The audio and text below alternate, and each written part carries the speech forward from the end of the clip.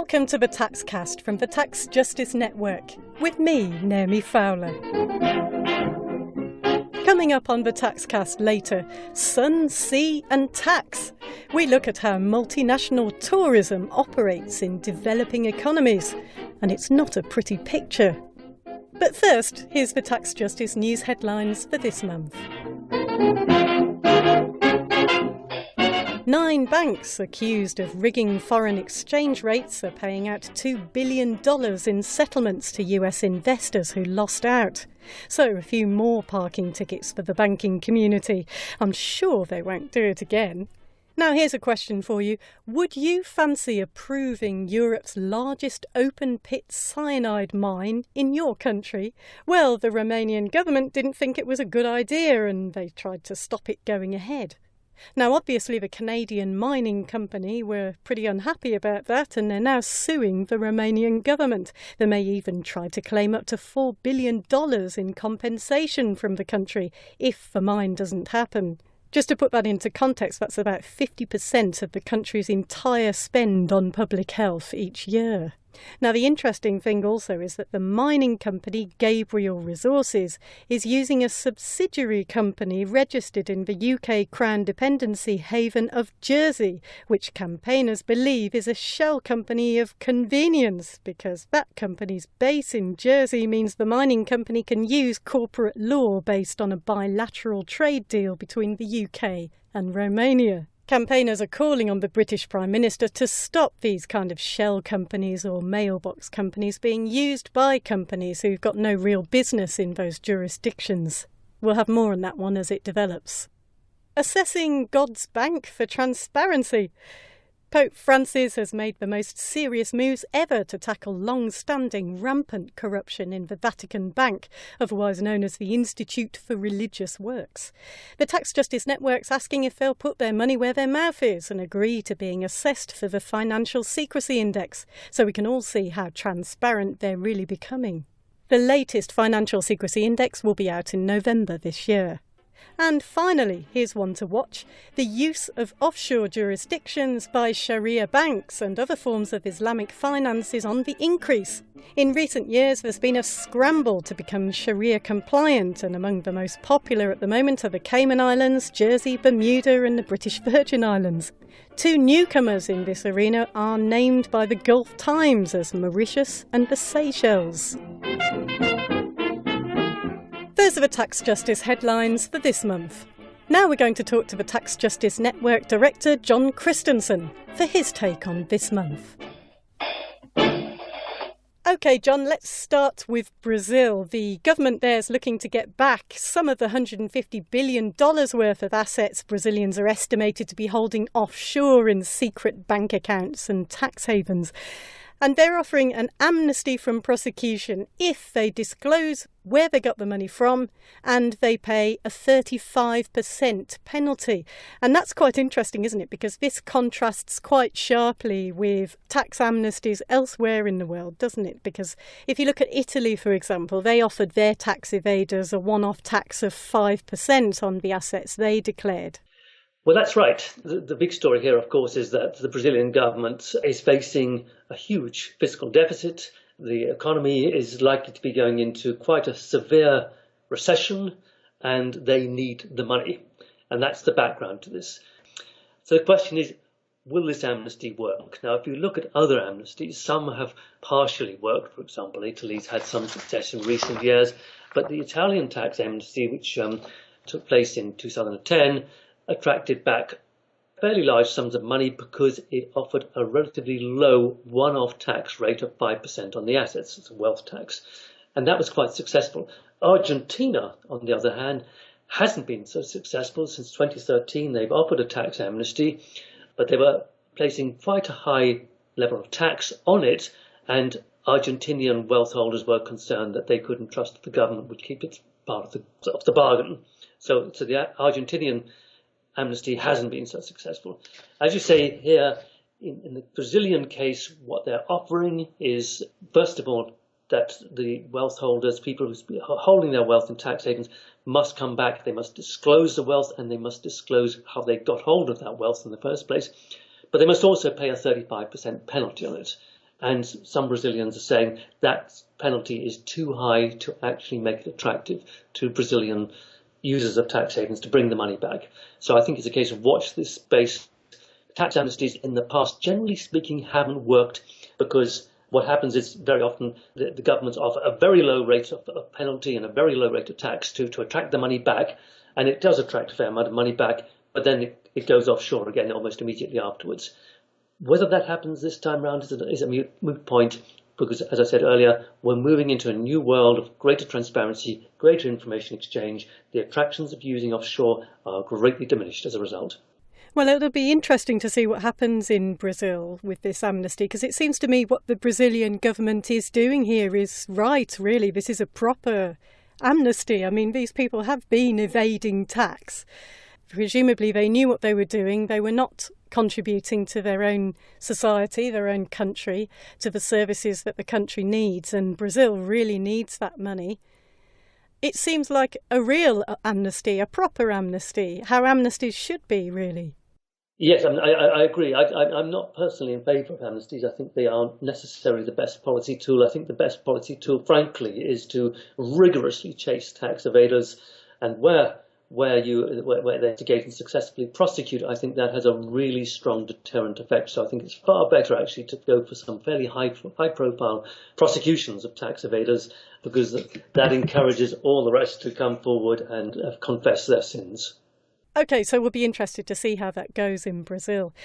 Moving on then, we've got some more bad press for the pariah state of Luxembourg, which is apparently awash with euro notes. They're printing them like there's no tomorrow, apparently. What is the story here? Yeah, well, we know and love Luxembourg, of course, as one of the most prominent tax havens in the world, soaking in huge amounts of savings from some of its neighbouring countries like Germany, Belgium, Netherlands, France, and so on. What's been happening is that there has been a really significant increase in recent years in the issuing of large euro notes. By large euro notes, I'm talking about 500 euro notes. Now, I don't know how often our listeners actually see a 500 euro note being offered in a shop. It certainly doesn't happen very much around the shops I've been visiting. In 2013, Luxembourg's central bank issued 15% more euro notes. And if we look elsewhere, for example, in Italy or in France, there's been a drop in that period. So what is happening? Well, one explanation is that all those Germans, Belgians, French people who have been holding accounts in Luxembourg in the last few decades are getting frightened about the prospect of their accounts being revealed under automatic information exchange processes, and they're busy pulling that money out of Luxembourg by withdrawing it in the form of 500 euro bills. And the thing about 500 euro bills is they are a convenient way of holding large amounts of money. If you hold them in smaller denominations like 10 euro notes or 20 euro notes, that actually takes up a large amount of space. But 500 euro notes are very portable and are easily stored away in a small safe or something like that. So that's probably what's happening. I think the bigger picture here is that for a long time, for decades in fact, holding cash in big bill form, like a 500 euro note, is very convenient for money launderers. And big central banks, particularly the US Treasury, and more recently the European Central Bank, are only too happy for people to hold this money and stockpile it under their beds or in their safes or wherever they hold it, because they actually are earning implicit interest from people holding that money. They're very happy to have that cash sitting out there doing nothing. And the truth of the matter is that money, by and large, isn't actually circulating within the economy. It is largely being held under the bed. So that's probably the real story. Luxembourg is issuing these big bills so that its clients from other countries can withdraw the money and hold it in big bills, which they store in safes or under the bed or wherever they want to put it. And you can check out the Taxcast, edition 32 of the Taxcast, on how Western banks and treasuries are facilitating crime through high denomination bills. So have a listen to that. Right, so let's look at the United States then. There's some comments from the US economist Joseph Stiglitz. He says that the United States has become an obstacle to reforming international laws on tax, debt and finance. And we talked last month about how the US and the UK and other OECD countries were blocking progress on reform of the international tax system in the Addis Ababa summit recently, where there was a meeting of governments and all their finance people. Yes, well, Joseph Stiglitz, of course, was a member of the Independent Commission for the Reform of International Corporation Tax. Now, what was on the table at the Addis summit was a proposal to move into a new era where taxing rights are aligned with the economic substance. In other words, multinational corporations would be taxed on their profits according to where the profits are genuinely generated. In line with the way the US actually internally taxes multinational companies at state level. That was what was proposed, but that was what the US and its allies have firmly rejected. And at the same time, they rejected the proposal to upgrade the United Nations Tax Committee to a full-blown political committee, which would create a truly global forum for discussing and agreeing on mechanisms for cooperating on international tax matters. Whilst the US and its allies might have won at that particular moment, they might have prevailed, they bullied other countries into agreeing to stay with the existing arrangements where the OECD countries are effectively controlling the rulemaking processes. Stiglitz argues they're on the wrong side of history. And I think he's absolutely right. Since the Bretton Woods settlement in 1944, which came into effect in 1946, they've dominated the global institutions, the IMF, the World Bank, and the OECD has dominated the process of setting the rules in tax matters. But I believe the days in which the Washington consensus prevailed and the neoliberal agenda was forced upon other countries across the world, those days are past. Neoliberalism has failed. We're moving into a new era. And what the US, UK and others are trying to do is they're trying to prop up the old order in order to hold their power in place. They're annoying the rest of the world. China, India, Brazil and others can see this isn't working for them because the rest of the world increasingly sees the US and UK as gaming the system to benefit their companies and themselves. I wonder how long it's going to take, though. I mean, how long will it be before these countries, the poorer countries and those left out of the OECD process, the countries that are getting the bad end of the deal, how many more meetings do you think there are going to be where these countries are bullied or cajoled and who knows what happens behind closed doors before they actually insist on an empowered UN tax committee? Yeah, and that's a very good question. I think 2015 is a really important year in that respect because the OECD is coming forward imminently, within the next few weeks, with their BEPS proposals. And the rest of the world is looking very, very carefully at BEPS. So BEPS is the base erosion profit shifting process, which the OECD launched in 2013. What they're trying to do through a 15-point action plan is to rebuild the processes, the rules for taxing multinational companies around the arm's length method, which the OECD has enforced for several decades, but which, as many of us know, has proven to be unworkable. At the moment, what we're seeing coming out of the OECD is a huge increase in the complexity of the rules with very little sign that they'll actually improve things, particularly for poorer countries. If BEPS doesn't give the rest of the world at least some of what they want, if not all of what they want, then they are increasingly going to say, well, this isn't working for us. We must move to a system that works for us. And we're already seeing new regional banks emerge which are not controlled under the World Bank process. China's moving forward with that project. Latin America doing the same. Gradually, you're seeing the political power of the Old West diminish. I think the next 10 years is going to be fascinating as we watch the end of that epoch, at the end of the Washington Consensus and the emergence of a new world order, in which hopefully the United States, United Kingdom and their OECD allies will not be able to bully their way to rig the rules in their favour. Thanks, John. John Christensen of the Tax Justice Network. Now it's time for the TaxCast special feature. The summer holiday season is upon us, but did you know that tax-dodging multinational companies dominate the tourism market so much it's almost impossible to avoid using them? This month, the TaxCast goes to Mexico to investigate sun, sea and tax.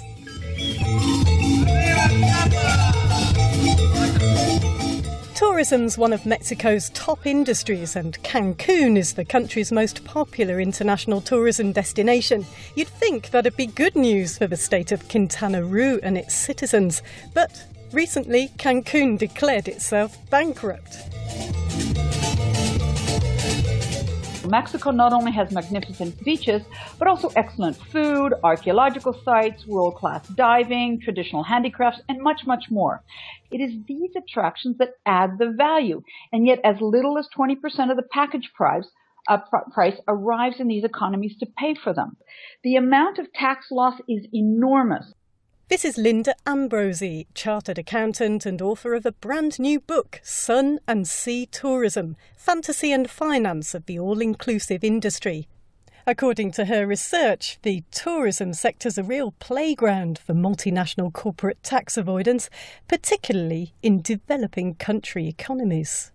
Little or no taxes that are paid in the countries where the value is added to maintain these very attractions. In the case of tourism especially, companies and politicians trot out GDP activity and employment, both of which these numbers are farcical. You can easily have GDP growth alongside increased impoverishment, called immiserizing growth. GDP growth does not reduce wealth concentration. Right, and they're very powerful, aren't they, these companies? Extremely powerful. In fact, they're bigger than the nations that they work in. And you've looked at some huge companies which really dominate the market. And as with most multinational corporations, it's not easy to unravel how they work. And as you point out, you shouldn't have to have a PhD in accounting as you do to be able to figure out what's going on in terms of taxes they've actually paid.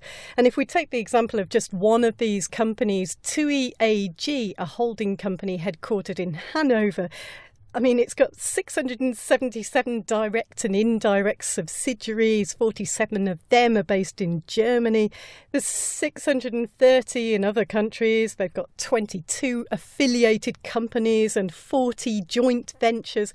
And because of the way their accounts have been done, they're set to pay no taxes anywhere in the world until 2020. Now, for a destination like Cancun, you found tax havens like Delaware and the Cayman Islands were quite often key to the operations of various companies there. It's far less transparent than products, I would say. It is complicated to disentangle the brands and the beneficial owners.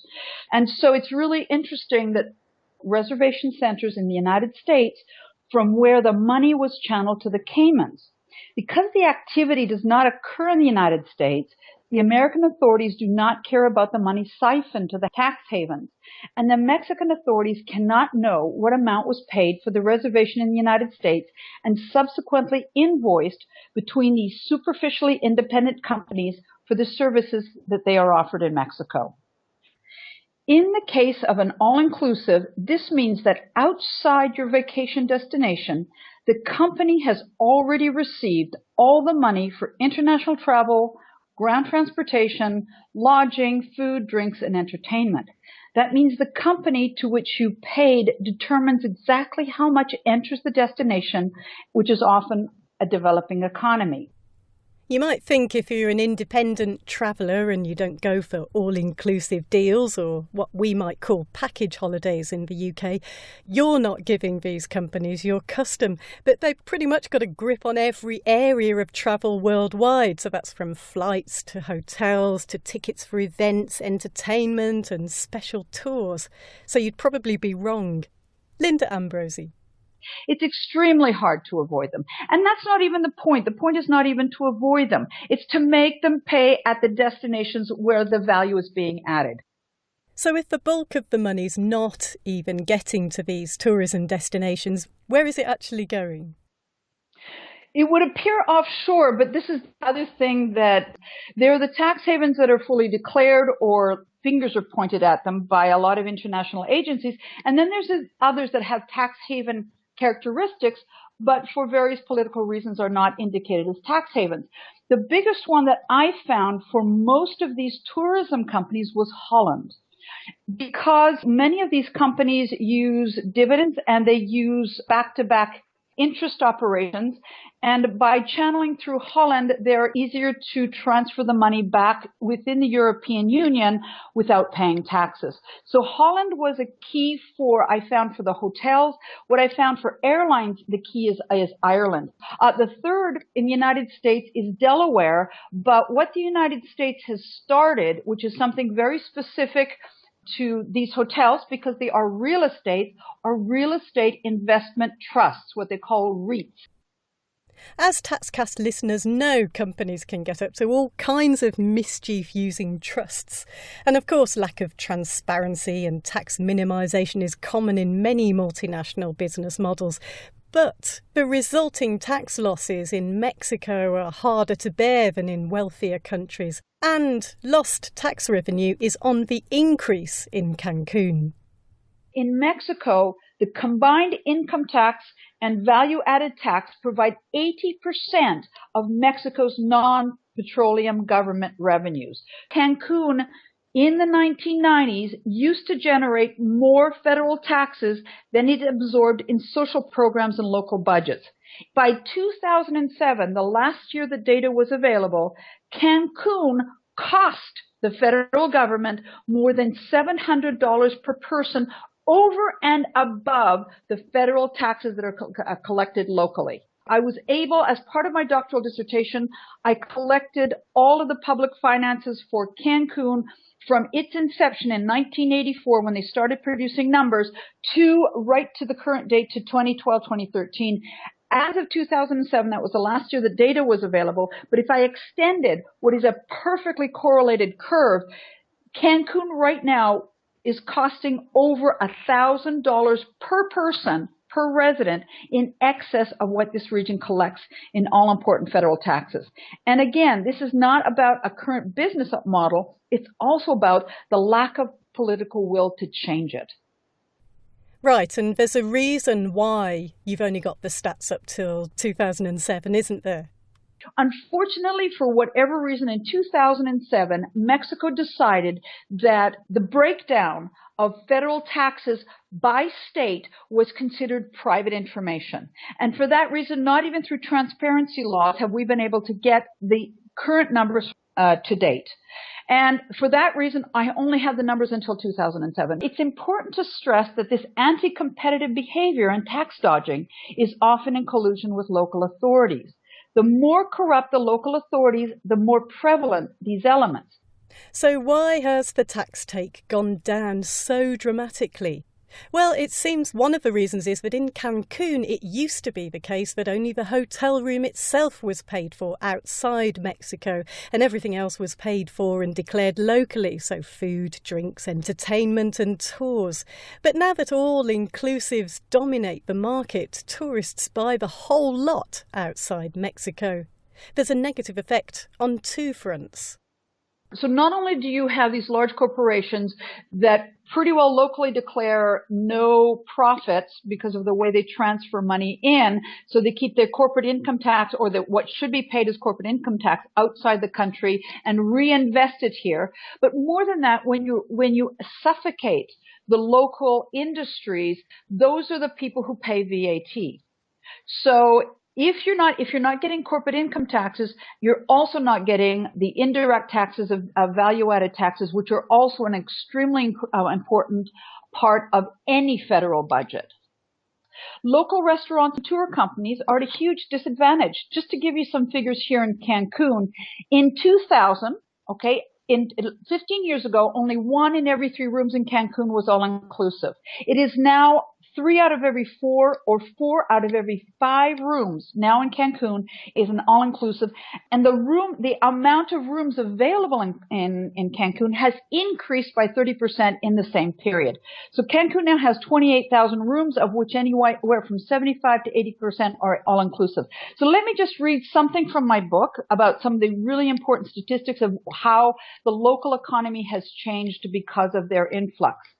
This onslaught of foreign-owned all-inclusives in Cancun reduced the once thriving zone of domestically owned shops, restaurants, and nightclubs to a near ghost town. In 1997, 78.3% of Cancun tourists ate at restaurants outside their hotel. By 2011, the number fell to 38.2%. In 1997, 77% visited malls and stores outside their hotels. By 2010, the number fell to 56%. For local businesses to receive coveted tourists, the all-inclusive hotels sometimes demand a 40 to 50% commission on the price of the tour excursion or spa treatment. They can also demand up to $100 from restaurants to recommend them to hotel guests. The local restaurant Chamber of Commerce is calling for controls on all-inclusives. Meanwhile, a group of foreign-controlled local tour operators, including Amstar, which is Apple Vacations from the United States, Viajes Caribe Maya, which is Oasis from Spain, Hotel Beds, which is TUI Germany, Riu Spain, Vacaciones Barceló, which is also from Spain, seeks to weaken the Chamber of Commerce. And as we've also seen so many times before, tax minimisation strategies so often go hand in hand with poor employee rights and prospects. Studies have shown that all-inclusives hire 25% fewer personnel than regular hotels. So hotels and room numbers grow while employment and wealth stagnates or concentrates in the hands of a few. The employees also here in Mexico, and from what I'm understanding, this is becoming a common practice in many other countries, are hired by an outsourcing company, never directly by the hotel or by the operations, and certainly not by the company that owns the assets. That company may or may not be directly attached to the hotel. So here in Mexico, especially Cancun, these employees are laid off at a maximum every 3 months. Some of them, I have some examples of where they're laid off every month to avoid labor obligations. Also, it allows the hotel to lower their staff numbers in low seasons such as May and September. Then they are rehired just before high season. Not only do these employees never accumulate health and housing benefits, many are forced into illegal activities to survive. Robberies in Cancun peak in October and November just before high season. Security is fundamental to a vibrant sun and sea tourism industry. However, the same all-inclusive hotels often use and abuse the insecurity image to keep tourists in the hotel and purchasing services only through them, further concentrating revenue and control. Right. But it doesn't have to be this way, though, does it? I suggest in my book that tax departments need to conduct their own value-added analysis of this tourism. In the book, I reference several sources of how to do just that. Tax administrations need to assess the value added and not simply the profits or losses declared, and then look at ways to tax appropriately. For example, what would it be to tax directly every tourist that's on the beach a $1 bracelet to use the Cancun beaches, and that money goes directly to the Environmental Protection Agency, specifically for the beaches? So there's a lot of ways that you could use targeted taxes with independent board of directors to make sure that money is properly used and funded. Incentive. Let's say working with local communities. If you can offset it doing environmental protection, that would be great. To make sure that the beaches are maintained, to make sure that the turtles are protected, to make sure that the coral reefs aren't bleaching, that would be wonderful. But again, all of that is based on first making an accurate calculation of how much they owe locally. The very fact that one of the most lucrative tourism destinations in the world has declared itself bankrupt tells us something's very wrong. We know we've got a global problem in terms of multinational tax avoidance, but there are many ways that developing economies can take control without waiting for international agreement to stop abusive practices like the ones we've been looking at. Among other tactics, applying a tax to so-called deemed profits has worked well in situations where there's not much prospect of accessing the statistics on the genuine economic activity by companies. Also, adding very specific anti-abuse clauses in tax legislation can work well. Check out the Tax Justice Network's senior advisor Christian Mehta's list of 10 ways developing countries can take control of their own destinies. You can hear him talk about that back in edition 19 of the Taxcast. And to find out more about Linda Ambrose's book out this month, Sun and Sea Tourism, go to www.tourismfantasyandfinance.org. You've been listening to the Taxcast from the Tax Justice Network. We'll be back next month.